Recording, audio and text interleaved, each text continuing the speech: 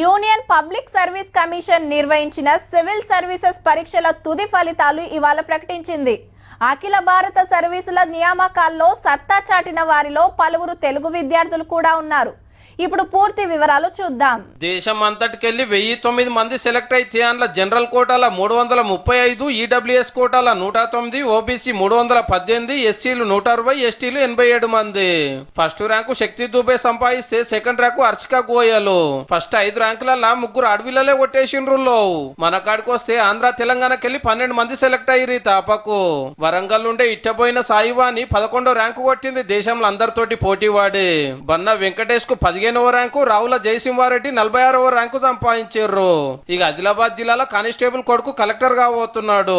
Chaitanya Yadav 68వ rank కొట్టిండు.